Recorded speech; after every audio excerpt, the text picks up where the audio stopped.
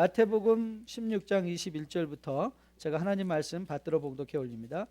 이때로부터 예수 그리스도께서 자기가 예루살렘에 오라가 장로들과 대제사장들과 서기관들에게 많은 고난을 받고 죽임을 당하고 제3일에 살아나야 할 것을 제자들에게 비로소 나타내시니 베드로가 예수를 붙잡고 항변하여 이르되 주여 그리하지 마옵소서. 이 일이 결코 죽게 미치지 아니하리라. 예수께서 돌이키시며 베드로에게 이르시되 사탄아 내 뒤로 물러가라. 너는 나를 넘어지게 하는 자로다.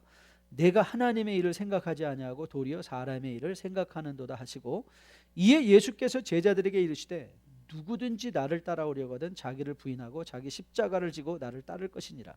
누구든지 제 목숨을 구원하고자 하면 잃을 것이요 누구든지 나를 위하여 제 목숨을 잃으면 찾으리라. 사람이 만일 온 천하를 얻고도 제 목숨을 잃으면 무엇이 유익하리요? 사람이 무엇을 주고 제 목숨과 바꾸겠느냐? 인자가 아버지의 영광으로 그 천사들과 함께 오리니 그때에 각 사람이 행한 대로 갚으리라. 진실로 너에게 이르노니 여기 서 있는 사람 중에 죽기 전에 인자가 그 왕권을 가지고 오는 것을 볼 자들도 있느니라. 아멘. 이것은 하나님의 말씀입니다. 여러분이 말씀을 통해서 주의 큰 사랑을 다시 한번 마음에 체감하는 복된 이 말씀의 시간 될 수 있기를 주님의 이름으로 축복드립니다. 여러분의 심령이 지금 다 이 월드컵 축구로 가 있을 터인데 그 심령이 착 돌이켜져서 하나님의 손에 들려진 진흙과도 같이 이렇게 다듬어 주시고 만져주시는 하나님의 손길을 체험하시는 또 이 예배 시간 될 수 있기를 주님의 이름으로 축복드립니다. 우리는 계속해서 6월 셋째 새 주간을 할애해서 마태복음의 말씀을 집중해서 살펴보면서 이 신앙의 본질적인 내용들, 기본적인 내용들을 우리가 교훈받아 오고 있는 중에 있습니다.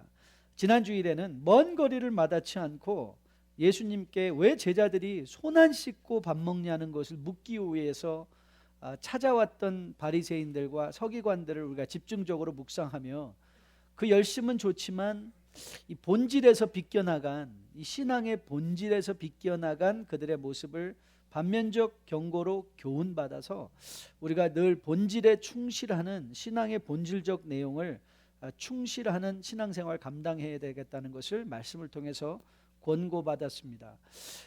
우리 한국 사람들은 열심 있는 것들을 매우 좋아하는 것 같아요. 응원도 열심히 하고 신앙생활도 얼마나 열심히 하는지 모릅니다. 여러분 구원파들을 보십시오. 얼마나 열심히 자기네 교주들을 지켜내기 위해서 10만 성도가 다 감옥에 가지 우리가 지킨다라는 그런 열심을 정말 우리가 어디서 찾아보겠습니까?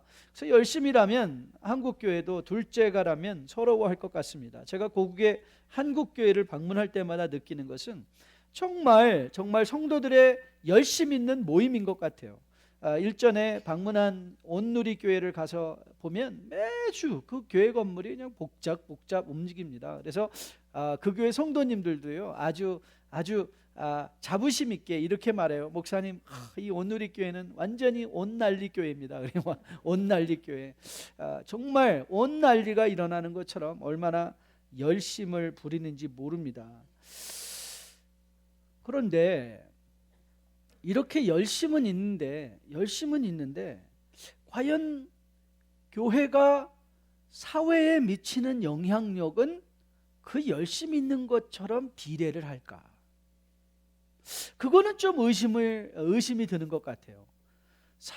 이 교회가 사회에 미치는 영향력.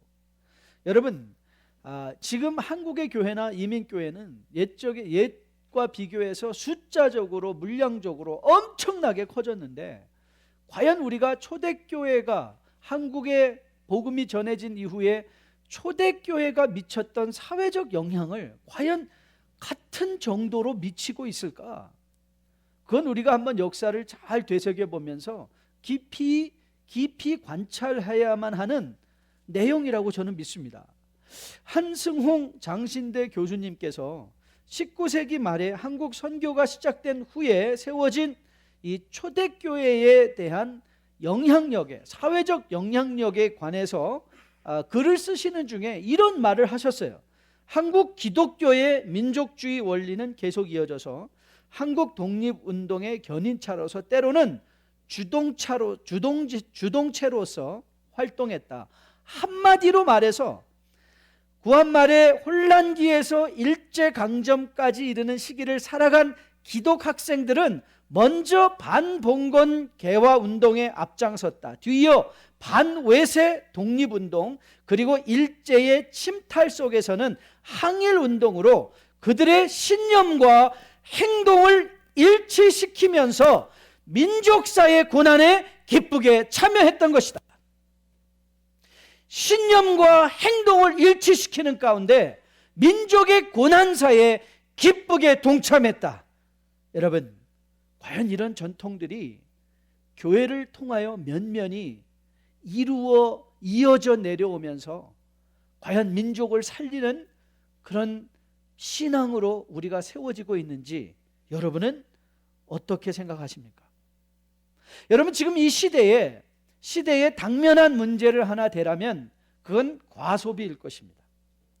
여러분, 이 과소비 현상은 정말 모든 이 한국의 국민들의 삶 속에 깊이 들어가 있는 것 같아요. 이민교회는 어떤지 모르겠지만 그렇게 다르지 않을 것이라 믿습니다.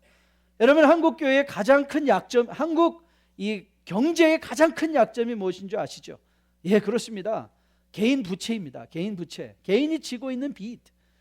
과소비 현상에 편승한 사람들이 자기가 없는 것을 그냥 빚내어서 갖고 싶은 것 기분에 따라 막 사고, 명품과 명차들과 이런 것들로 막 넘쳐 흐르는 사회가 된 것이죠. 최면 문화에 물론 내가 나를 과시하기 위해서, 대접받기 위해서 하는 것도 있지만, 여러분이 과소비가 얼마나 큰 경제의 문제가 될지는 우리가 정말 깊이 생각하지 않아도 뻔히 볼 수 있는 그런 약점인 것을 보게 됩니다. 그러면 이런 시대적 편승에, 시대적 현상에 교회는 어떤 대안을 던져야만 할까요?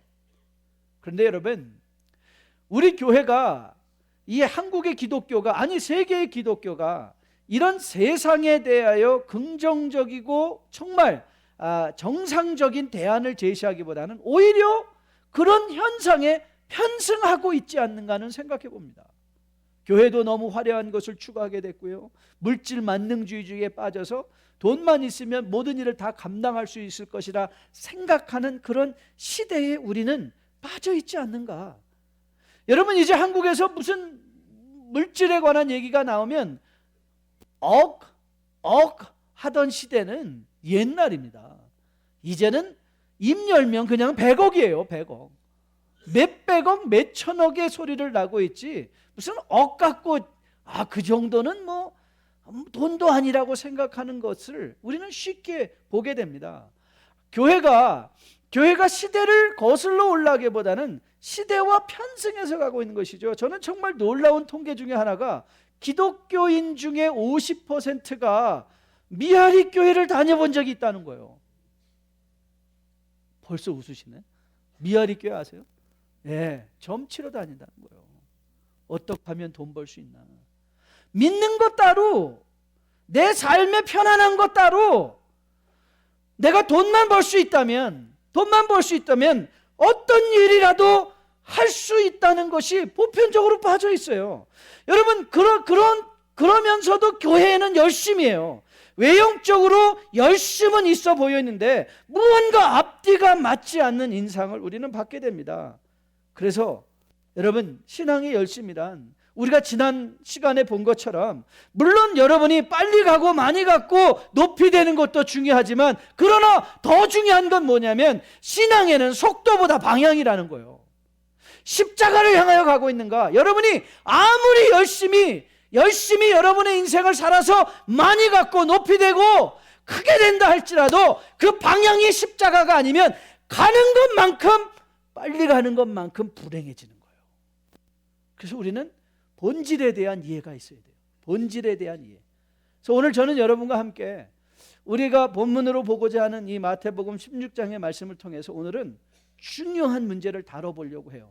우리가 여러분 신앙생활에서 열심을 내는데 도대체 사역의 본질은 뭐냐? What is the essence of ministry that we are called? 우리가 소명을 받고 있는 이 사역의 본질을 이해해야 돼요. 그러니까 열심보다는 내가 무엇으로 열심을 내야 되는가에 대한 이 본질적 이해를 통해서 저는 여러분들의 신앙에 이 사역의 열심이 하나님께도 인정받는 열심, 공감되는 열심, 그래서 여러분의 영원한 인생에 선한 영향력을 미칠 수 있는 열심이 되어줄 수 있기를 주님의 이름으로 축복드립니다.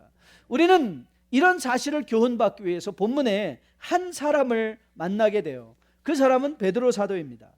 오늘 이 마태복음은요, 마태복음 16장 말씀은요, 이 마태복음의 전체에 있어서 가운데 이 숫자적으로의 가운데가 아니라 주님의 사역적으로 중심에 꽂혀 있는 구절이라 해도 과언이 아닙니다. 그러니까 사실 마태복음은요, 여러 가지 질문을 던지고 있지 않습니다. 사실 마태복음이 우리에게 말하고자 하는 큰 주제, 마태복음의 주제가 뭐예요? 그러면 두 가지 질문을 우리에게 만족시켜주고 있는 게 마태복음이에요. 첫 번째 질문은 뭐냐면, 도대체 우리가 믿어야만 하는 이 예수는 어떤 분이냐? Who is this Jesus Christ? 예수는 어떤 분이라는 그 내용과 질문과, 두 번째 마태가 우리에게 밝히고 싶은 거는, 그러면 이 예수가 어떤 일을 하시는 분이시냐? Who is Jesus Christ? What does he do? What is he going to do? 이 두 가지 질문이에요. 그래서 왜 이 16장이 중심 구절이 되냐면, 바로 그 첫 번째의 질문, 예수는 어떤 분인가에 대한 질문이 이 베드로의 고백을 통해서 주어지고 있는 장면의 말씀이 16장에 등장하는 거예요. 그것이 여러분들이 성경을 펴시고 마태복음 16장 13절을 보시면 그 질문의 답이 나옵니다. 자, 같이 한번 찾아보고 읽어볼까요? 자, 마태복음 16장 13절 16절까지 한번 같이 읽어보겠습니다. 같이 읽습니다. 시작. 예수께서 빌립보 가이사랴 지방에 이르러 제자들에게 물어 이르시되, 사람들이 인자를 누구라 하느냐? 이르되 더러는 세례 요한, 대래는 엘리야, 어떤 이는 예레미야나 선지자 중에 하나이다. 이르시되 너희는 나를 누구라 하느냐? 시몬 베드로가 대답하여 이르되 주는 그리스도시요 살아계신 하나님의 아들이시니다. 이 고백이 주어지는 거예요. 이 고백. 그러니까 Who is Jesus Christ? 예수님이 어떤 분이시냐고요? 예수님은 그리스도시요 메시아시요 살아계신 하나님의 아들이십니다. 예수 그리스도의 정체성이 분명하게 확인되어지고 답해지는 시간입니다. 그러자 이제 주님의 사역의 변화가 일어났어요. 그걸 어떻게 할 수 있는가? 오늘 본문의 시작점을 보니까 뭐라고 나와 있죠? 이때로부터. 그리고 또 한 가지 중요한 단어, 비로소.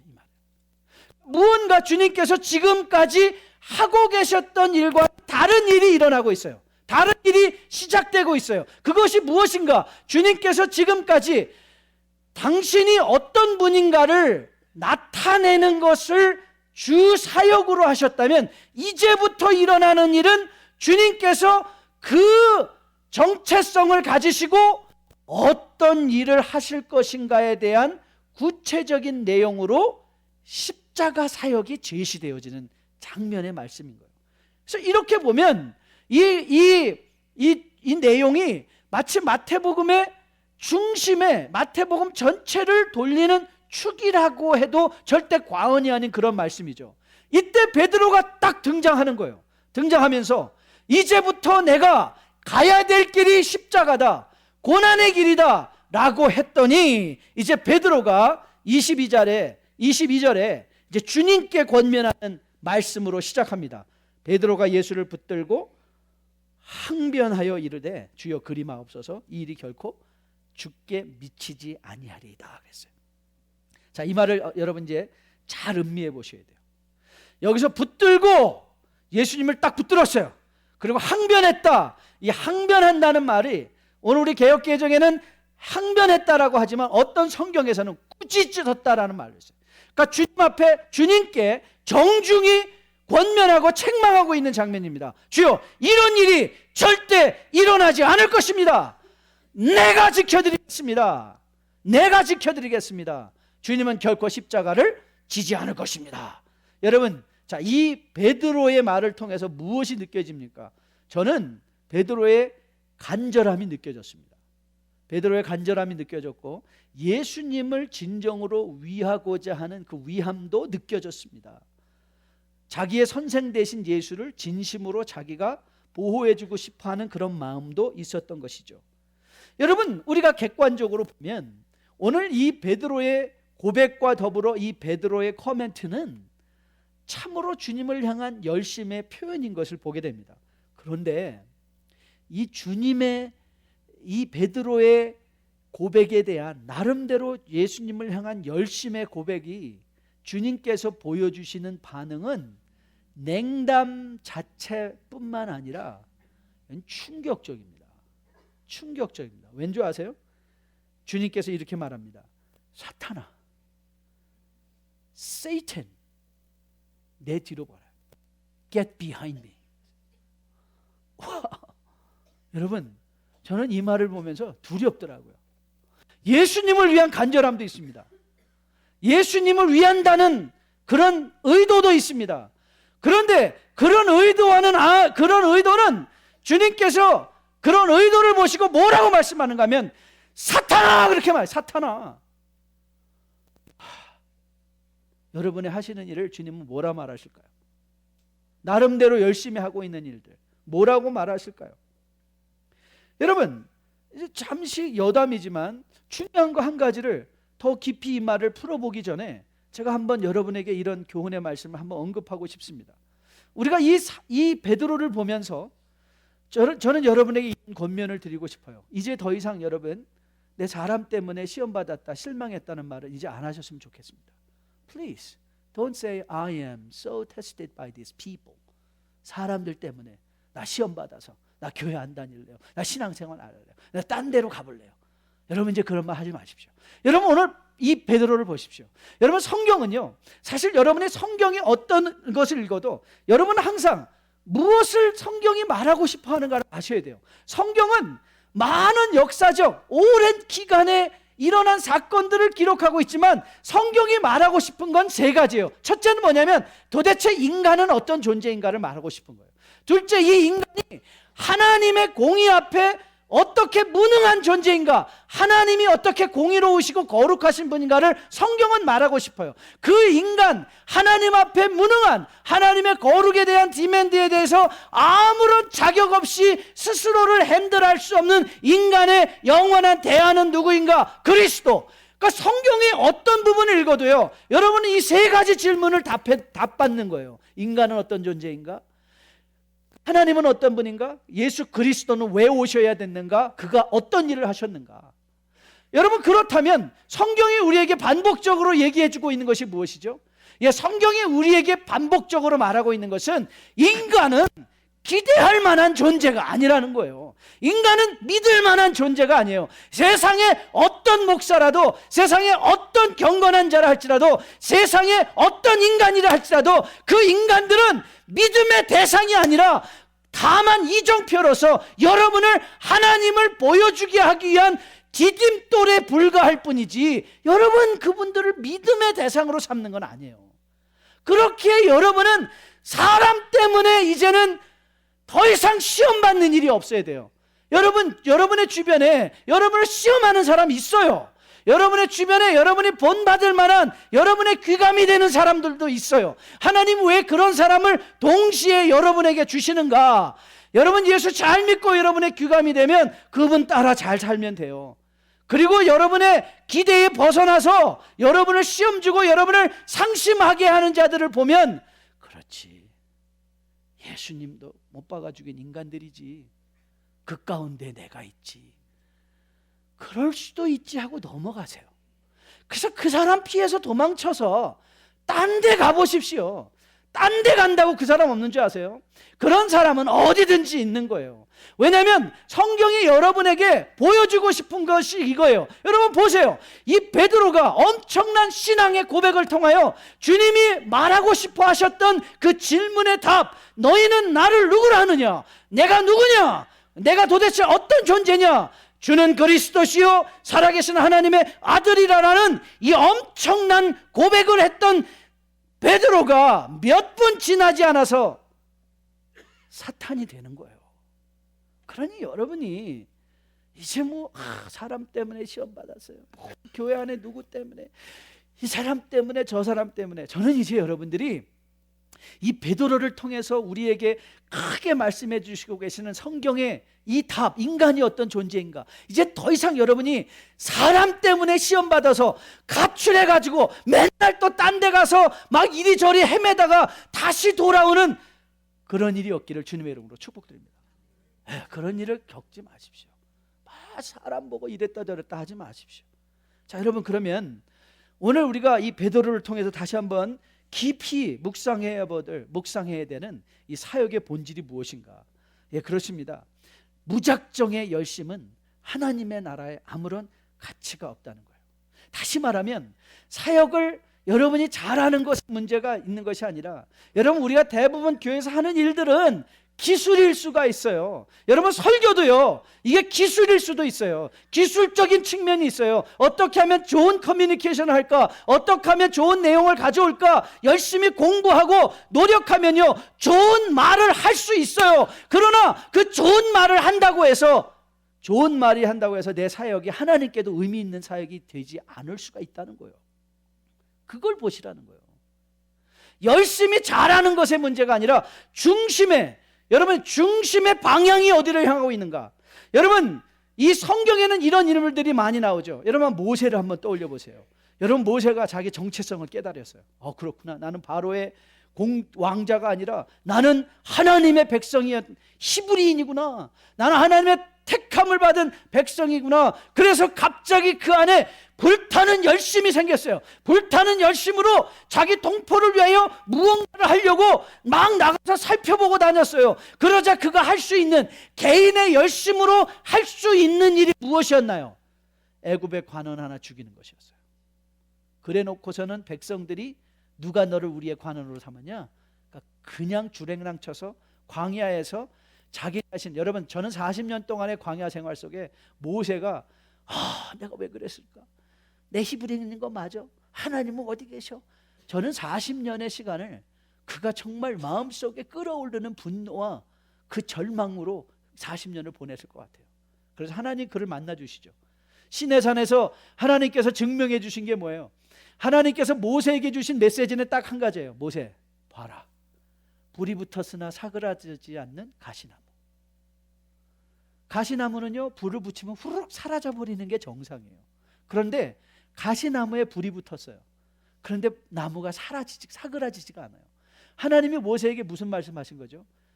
네 열심의 문제가 아니라는 거예요. 내 가시나무와 같은 내 몸에 성령의 불이 붙으면 영원히 꺼지지 않는 하나님의 일을 감당한다는 거예요. 여러분의 인생에 하나님의 불이 붙어야 돼요.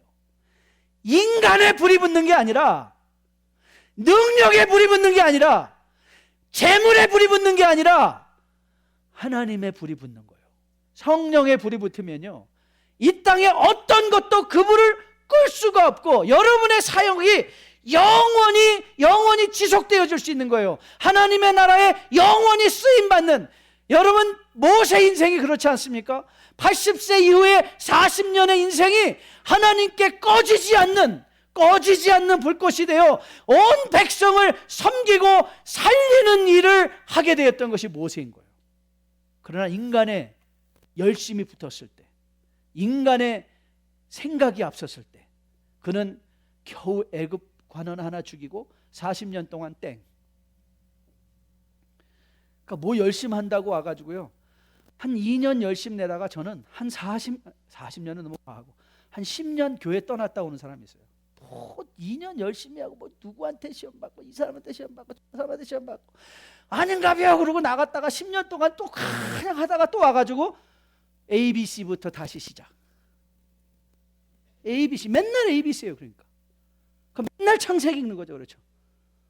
그래서 우리는 계속 옮겨가잖아요. 그렇죠? 창세기부터 맨날 안 읽고. 왜냐하면 여러분을 배려하려고 엄청 더 머리를 쓰는 거예요. 왜냐하면 창세기 또 읽다가 레위기에서 거의 다 끝내버리고 나는 아닌가벼 그러고 덮어놓고, 그러다가 또 열심히 돼가지고 그래, 그렇지, 나도 또 열심히 성경 읽어봐야 또 창세기 피고 가다가 레위기에서 덮고, 그러니까 창세기 이후에 일어난 일들을 모르는 거예요. 애속하죠. 여러분, 신앙생활에 여러분들이 사역의 본질을 깨달으셔야 돼요. 여러분 보세요. 오늘 주님께서 베드로에게 뭐라고 말씀하시는가 보세요. 네가 나를 넘어뜨린대요. 여러분, 베드로의 말은 주님을 세워드리겠다는 말이었어요. 그렇죠? 그 일을 안 당하게 하겠다고. 그런데 주님은 그 말에 대해서 너는 나를 넘어뜨리는 자다 그랬어요. 그는 하나님의 나라를 위한다고 그랬어요. 그런데 너는 하나님의 나라를 위하는 게 아니라 부수는 자래요. 그는 하나님의 생각을 하는 게 아니라 사람의 생각을 하고 있다고 주님은 지적해내고 계신 거예요. 언어는 종교적인데, 언어는 희생적인데, 실제적인 추구는 인간적이라는 것을 보여주고 있는 거예요. 그래서 여러분이 사역을 잘 하시기 원하신다면요, 가장 필요한 게 뭐냐면 기술 이전의 분별력인 거예요. 이게 지금 사람의 일을 하는 거냐, 하나님의 일을 하는 거냐. 여러분의 입에 올려진 언어들로, 종교적 언어들로 속지 마세요. 그 종교적 언어의 이면에 담겨있는 여러분의 심령의 중심을 꿰뚫어 보고 계신 하나님을 의식하셔야 돼요. 우리는 종교적 언어를 매우 잘 구사하면서 보니까 자기 체면과 자기 명예와 자기의 이익을 위해서 일하는 사람들이 주변에 널려 있어요. 베드로 사도가 베드로 공동체에게 자기의 이런 모습을 보고 권면하지 않았을까 생각해요. 그가 뭐라고 그랬어요? 너희들이 거짓 교사를 조심하는데, 거짓 교사들이 어떤 자들인가? 성도를 이익의 도구로 삼는 자들이다. 성도를 이익의 도구, 자기 개인의 이익의 도구로 삼는다. 제가 이런 말 하면 좀 그렇지만 그래도 우리가 놀이 쓸할 만해요. 유병원 씨 아내가 체포되었는데 겨우 1억 한 1천만 원 정도 발견됐대요. 놀라시라고 했는데 아무나. 여러분, 그 삶을 돌이켜보면 정말 성도를 통하여 이익의 도구로 삼았다는 게 보이지 않아요? 그러나 그 언어는 얼마나 이 성경적인 언어였고 얼마나 종교적인 언어를 사용했을까요? 여러분의 언어에, 우리의 언어에 속지 말아야 돼요. 우리의 중심을 살아봐야 돼요.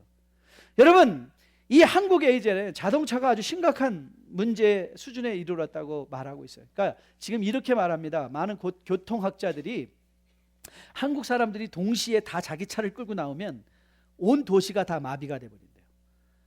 차가 그만큼 많다는 거죠. 그러니까 차가 많기 때문에 좁은 땅덩어리에 생기는 문제가 뭘까요? 주차 문제예요. 주차. 그래서 이 주차 문제, 그리고 특별히 주차 문제가 가장 심각한 데가 어딘 줄 아십니까? 열심히 있는 교회 주변이에요. 그 열심히 있는 교회 주변에 있는 주민들은요, 엄청난 고통을 당한대요. 그래가지고 거기다가 어디 가다 보면 다 그렇게 편말이 써 있대요. 어느 교회, 뉴라이프 교회 주차 금지. 왜 그런 말이 써 있을까요? 거기 주차하니까. 그럼 그 주차하는 사람들한테 아니 왜 거기다가 주차를 하세요? 그러면 그분들은 뭐라? 그치만 내가 오늘 밥당번이거든요. 근데 오늘 교회 와서 안내 봐야 되거든요. 그러니까 봉사하기 위해서 어쩔 수 없이 거기다가 했다는 거예요. 여러분, 지난주에 신앙의 본질 기억하시죠? 큰 선이 작은 악을 결코 대체하지 않는다는 거. 그렇죠? 하나님을 섬기노라 하면서 부모님에게 드릴 것을 하나님께 드렸다고 부모님께 안 드린 것을 상쇄되어오는 것이 아니라 부모님한테 안 드린 것을 하나님이 책임을 물으시겠다, 그 말 하신다는 거 기억하셨죠? 여러분의 인생에 큰 일을 잘했기 때문에, 교회 와서 열심히 안내하고 교회 와서 열심히 봉사했기 때문에 여러분들이 남의 앞에 차를 딱 막아놓고 그거를 불편을 끼친 것을 하나님이 괜찮다 하시는 분이 아니라 그것도 물으신다는 거예요. 그것이 중심이 잘못됐다는 거예요. 네가 한 가지를 잘하기 위해서 한 가지를 잘못하는 것을 하나님은 안 받으시는 거예요. 우리의 중심이 잘못된 거예요. 그건 중심이 잘못된 거예요. 그건 하나님께 드리는 열심이 아니라 어쩌면 자기 체면에 열심이 될지도 몰라요. 강남의 어떤 교회는 저는 그거 듣고 너무 재밌더라고요. 거기 있는 주차장 한 대, 차 한 대 세울 수 있는 그 공간이 거기에 있는 세워져 있는 차보다 더 비싸대요. 땅값이 금싸라 땅이에요. 그런데 거긴 주중에 그 공간이 다 비어 있어요. 왜냐하면 부자 동네니까 완전히 이 파킹장을 확보하지 못하면 성도들이 안 오니까. 누구를 위한 편일까? 한번 우리가 생각해 봐야 되겠죠. 여러분, 저는 여러분이 열심 내는 주의 백성이기를 주님의 이름으로 축복드립니다.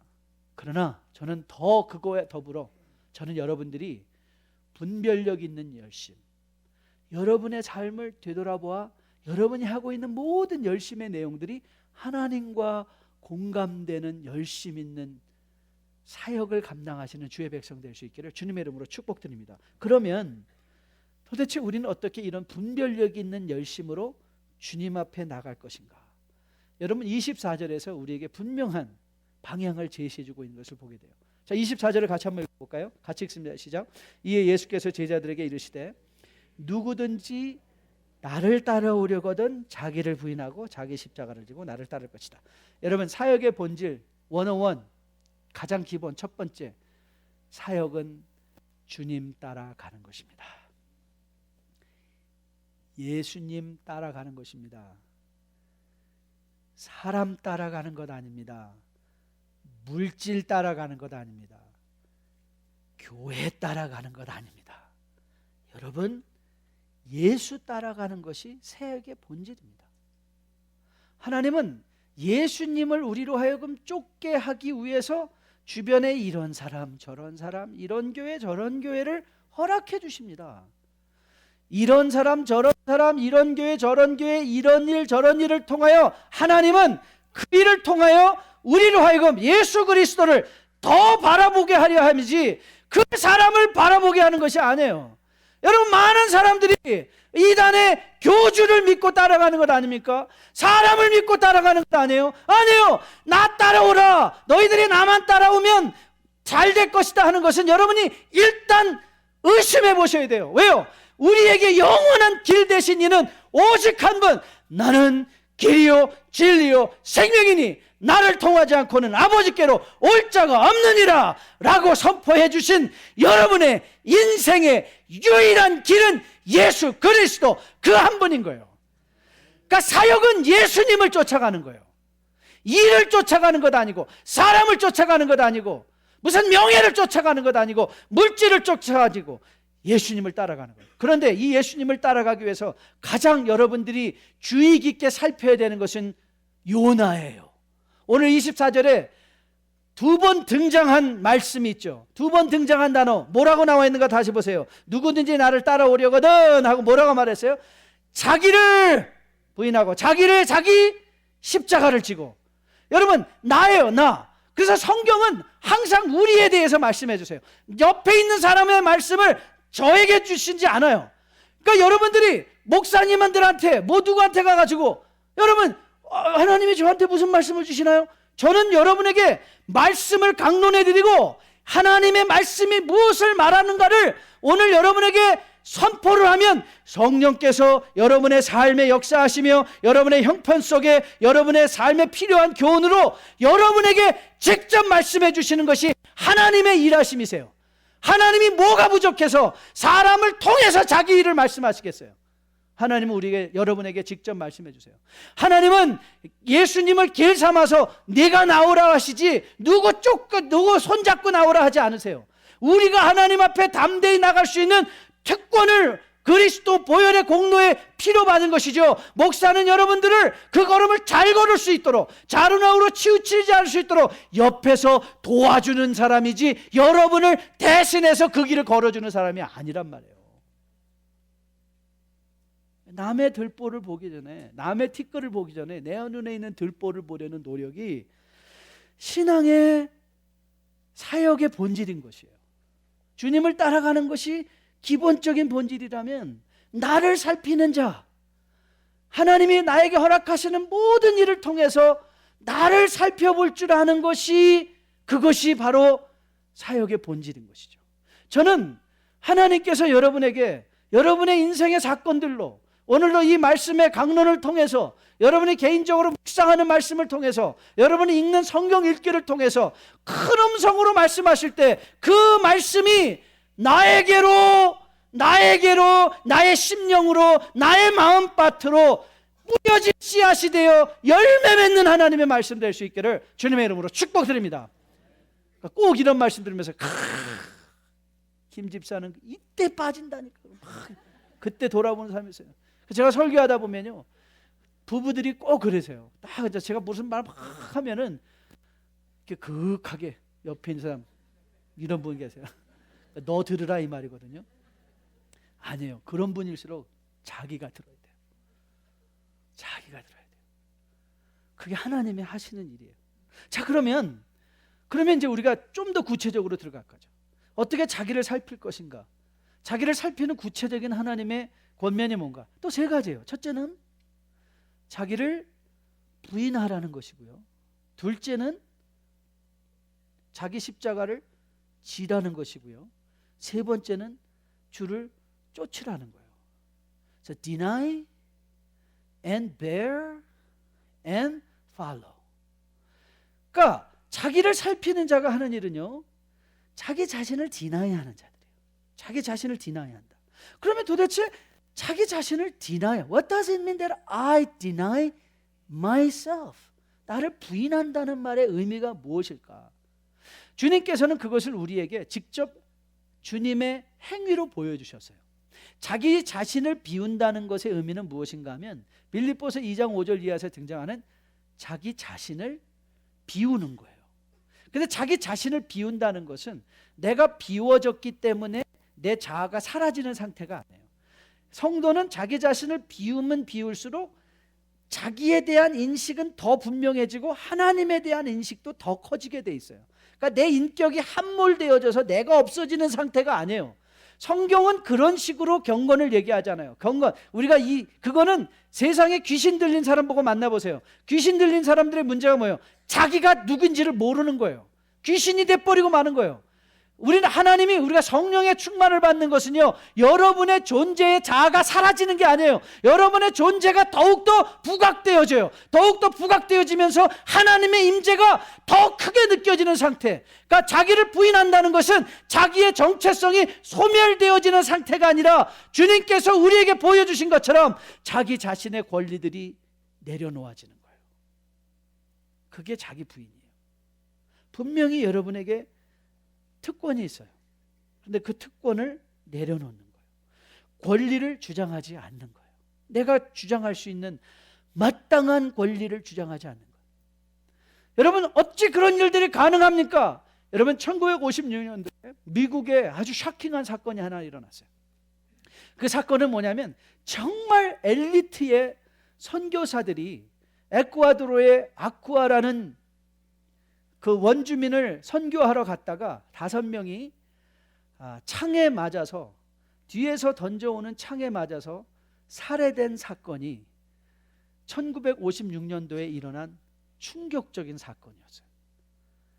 그 내용의 전말은요, 왜 그것이 더 충격으로 다가오게 했냐면 이 5명의 청년들이 다 허리에 총을 차고 있었다는 거예요. 여러분, 어떤 위험으로부터 자기 목숨을 지킨다라는 것은요, 헌법의 권리가 아니라 여러분 생존의 권리예요. 뒤에서 창이 날아오는 원주민을 향하여 총을 뽑아서 그들을 쏴서 자기 자신을 보호했다고 해서 어느 누구도 그들에게 손가락질하지 않을 거예요. 그런데 그들은 아무도 총을 빼서 쏜 흔적이 없는 거예요. 아니, 도대체 이들은 왜 총을 안 쐈는가?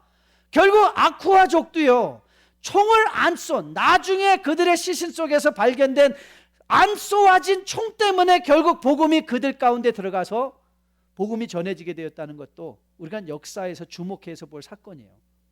여러분, 이 사건을 취재한 이 라이프라는 매거진의 기자가 그때 당시 20대 초반이었던 짐 엘리엇의 부인이었던 엘리자베스 엘리엇에게 나와서 이렇게 말했습니다. What a waste. 이건 얼마나 큰 낭비인가. 이런 귀한 청년들이 이렇게 죽어버렸다니, 허무하게 죽어버렸다니, what a waste. 그러자 엘리자베스는 이렇게 정색을 하고 기자에게 말했습니다. What do you mean a waste? 낭비라니요. 왜 그런 말씀하십니까? 나의 남편은 어렸을 때부터 이 순간을 위하여 준비했던 사람입니다. 내 남편은 이제야 그 꿈을 이룬 것입니다. 이후로 다시는 내 남편의 죽음을 낭비라고 말하지 마십시오. Don't ever say again, my husband's death was a waste. Never! 그런데 실제로 이런 엘리자베스 부인의 간증을 증명하는 짐 엘리엇의 일기장이 발견됐어요. 그가 19살 때부터 쓴 일기장에, 19살 때 쓴 일기장에 이런 내용의 글이 실려 있는 것을 보게 되었습니다. 이렇게 엘리엇이 말했어요. 주님, 성공하게 하소서. 높은 자리에 오른다는 것이 아니라 제 삶이 하나님을 아는 가치를 드러내는 전시품이 되게 하소서. 하나님, 제가 감히 하나님께 기도합니다. 이 부족한 나의 나무 토막 같은 인생에 주여 불을 붙여 주시옵소서. 주여, 제가 주를 위해 탈 수 있도록 나의 삶을 주께 소멸시키십시오. 이 몸은 주의 것입니다. 나는 오래 사는 것을 원치 않습니다. 완전하고 풍성한 삶을 원합니다. 바로 주님과 같이. 그의 죽음이 웨이스트였다고요? Was it a waste? No, it was a prepared. It was prepared work of God. 오래 사는 것이 목표가 아니라. 여러분, 돈 벌기 원하세요? 여러분의 자녀들이 잘 되길 원하세요? Why? 여러분, 왜 돈을 많이 갈기를 원하시나요? 여러분의 자녀들이 공부 잘하게 하는 원하는 이유가 무엇인가요? Why? 여러분, 이 사역의 이 why, 내가 하나님 앞에 내 인생의 전리품인 것, 그것이 하나님 앞에 증명되기를 원하는 거예요. 내 인생이 I am the display of God's grace.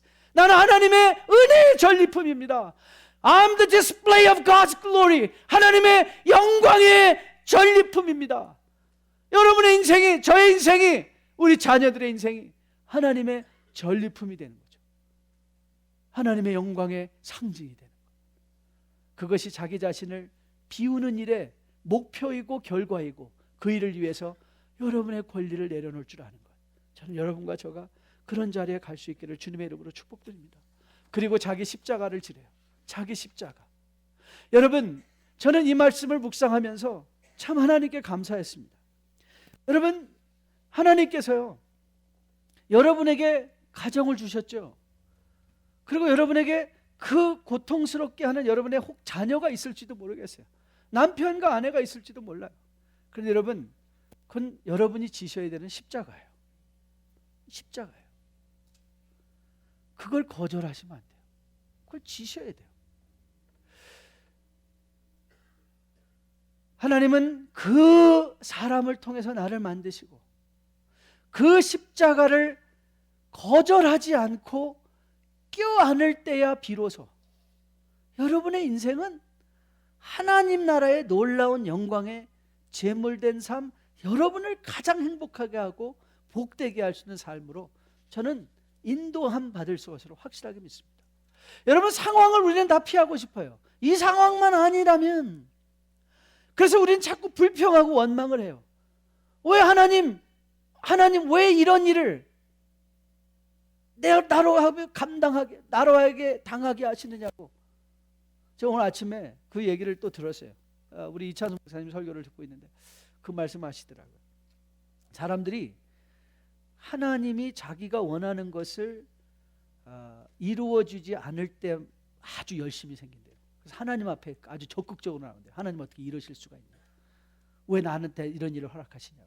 그런데요, 그분이 그 말씀을 하시면서 그 목욕탕 예를 드셨어요. 목욕탕이 저는 한국 목욕탕을 잘 안 가봐서 모르겠는데 거기에 써 있대요. 그 락커 위에 맡기지 않은 물건은 책임지지 않습니다. 그렇게 써놨대요. 맡기지 않은 물건은 책임지지 않습니다. 그러면서 그렇게 물어보시더라고요, 교인들한테. 여러분이 여러분의 자녀를 하나님 앞에 맡겨본 적이 있습니까? 여러분의 사업을 하나님께 맡겨본 적이 있습니까? 여러분의 삶을 하나님께 한번 맡겨본 적이 있습니까?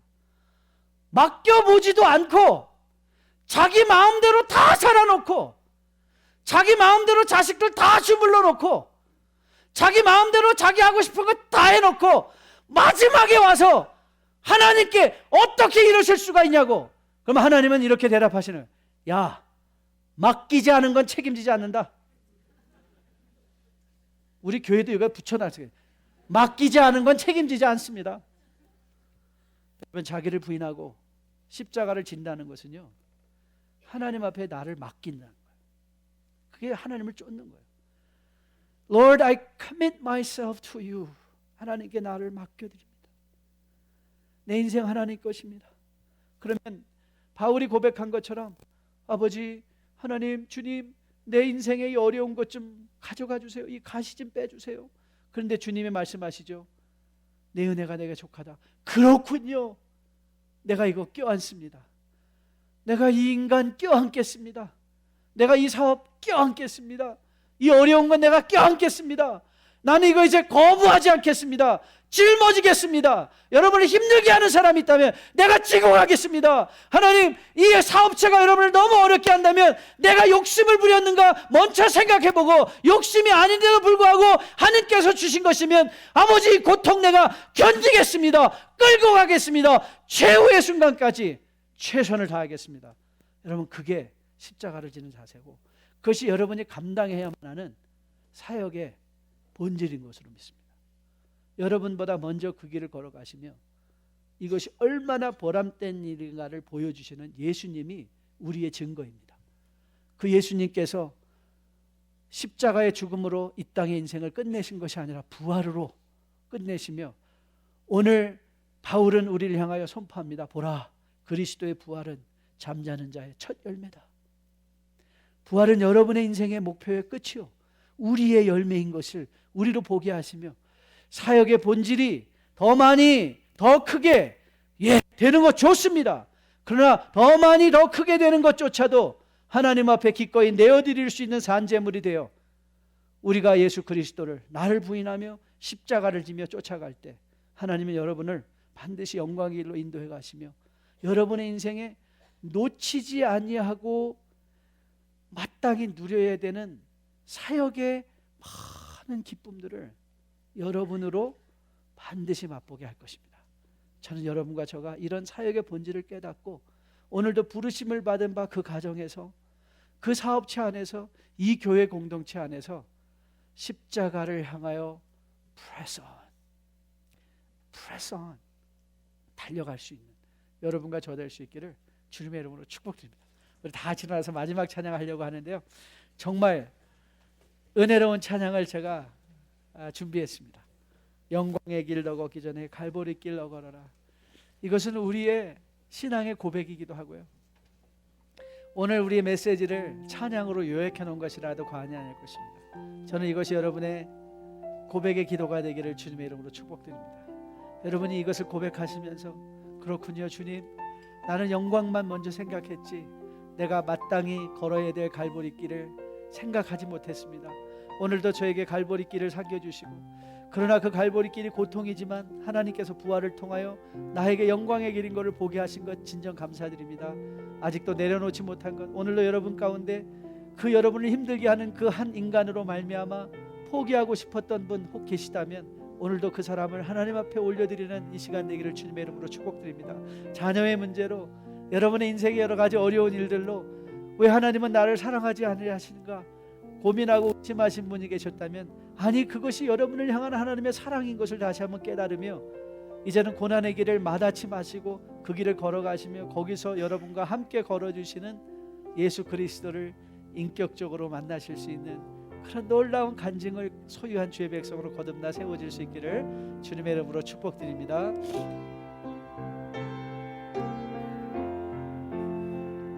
영광의 길 너 걷기 전에 갈보리 길 너 걸어라. 내 모든 것 주께 맡긴 후 하늘 문을 바라보라. 하늘 가는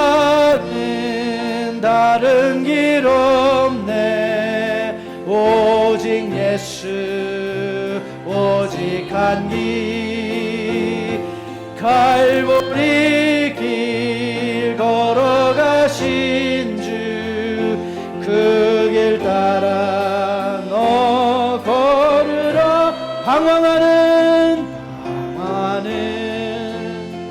영혼을 위해 십자가에 길이 있네 죄에 빠진 영혼을 위해 주님께서 피 흘렸네 못 박힌 손 두 손 끄시사 나로 그 그늘에 쉬게 하며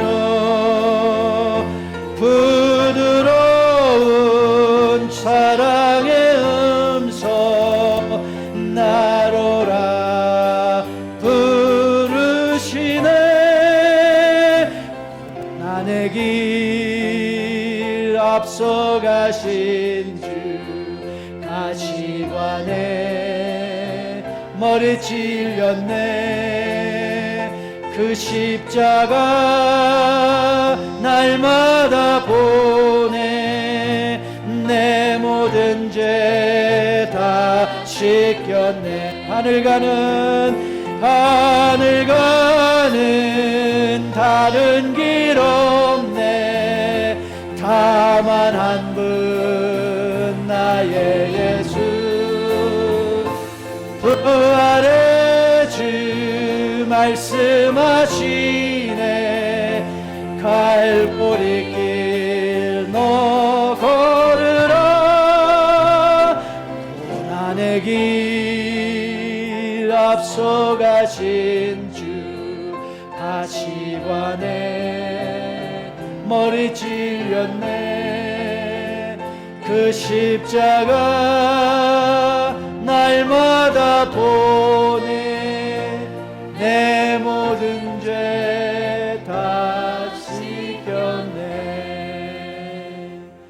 내 모든 죄 다 씻겼네 이제는 우리 주 예수 그리스도의 은혜와 아버지의 지극하신 사랑과 성령님의 인도하심이 우리보다 앞서 고난의 길을 걸으시고 우리를 청하시며 그 길이 영광임을 알게 하시며 이제 나를 부인하고 내 십자가를 지며 주님을 쫓게 하신 이 사역의 본질적인 내용에 충실하며 살게 하시는 주님의 음성 앞에 머리 숙이고 아멘으로 순종코자 약속하고 헌신하는 주의 백성들의 머리 위에 이들의 가정 위에 섬기는 기업과 직장 위에 지금으로부터 영원까지 함께 계실지어다. 아멘.